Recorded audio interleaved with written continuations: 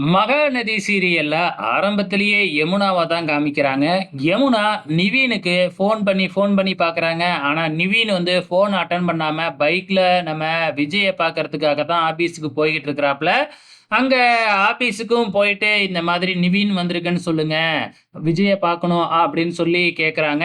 அந்த ரிசப்ஷனிஸ்ட்டும் ஃபர்ஸ்ட்டு விஜய்க்கு ஃபோன் பண்ணி, "இந்த மாதிரி நிவீன்னு ஒருத்தவர் உங்கள பார்க்க வந்திருக்காங்க." அப்படின்னு சொன்ன உடனே, விஜய் டக்குன்னு என்ன செய்றதுன்னு தெரியாம, "அவர வெயிட் பண்ண சொல்லுங்க" அப்படின்னு சொல்லிடுறாரு. நிவீனும் வந்து பார்த்தீங்கன்னா, அங்க வெயிட் பண்ணிக்கிட்டு தான் இருக்கிறாங்க. அந்த நேரம் பார்த்து நம்ம காவேரியும், நிவீன் அங்க வெயிட் பண்றத கவனிச்சர்றாங்க. நம்ம விஜய்க்கு நிவீன் கிட்ட என்ன சொல்றதுன்னே தெரியல. எப்பயோ போட்ட அக்ரீமெண்ட்டுக்காக இப்ப நம்ம பாடா படுறோமே அப்படின்னு நம்ம அவசர கோளாறு பட்டு எல்லாத்தையுமே நிவீன் கிட்ட சொன்னது தான் இப்ப தப்பா போச்சு. என்ன செய்றதுன்னே தெரியலையே அப்படின்னு சொல்லிட்டு யோசிச்சு ரிசப்ஷனிஸ்ட்டுக்கு ஃபோன் பண்ணி, "இன்னைக்கு எனக்கு நெறைய மீட்டிங் இருக்கு. அதனால பார்க்க முடியாதுன்னு சொல்லி அனுப்பி வச்சுரு" அப்படின்னு சொல்லிடுறாங்க. அவங்களும் நிவீன கூப்பிட்டு அனுப்பி வச்சர்றாங்க. இதையெல்லாம் காவேரி பார்த்துக்கிட்டே இருக்கிறாங்க. ஆனா காவேரிக்கு உண்மை என்னன்னு தெரியாது இல்லையா?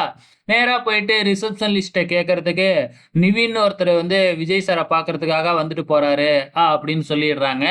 ஸோ நிவீன் வந்து விஜய பார்த்து பேசிட்டு தான் போறாங்க அப்படின்னு காவேரி தப்பா நெனச்சுக்கிட்டு நேரா போயிட்டு விஜய் கிட்ட கேட்க, விஜய் உண்மைய சொல்லாம, "எங்களுக்குள்ள 1000 டீலிங் இருக்கும்." அப்படின்னு சொல்லி அப்படியே காவேரிக்கு இன்னும் சந்தேகத்த தான் அதிகப்படுத்தி விடுறாப்ல.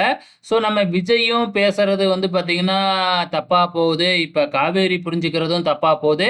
இங்க நம்ம குமரன காமிக்கிறாங்க ஷூட்டிங் ஸ்பாட்ல.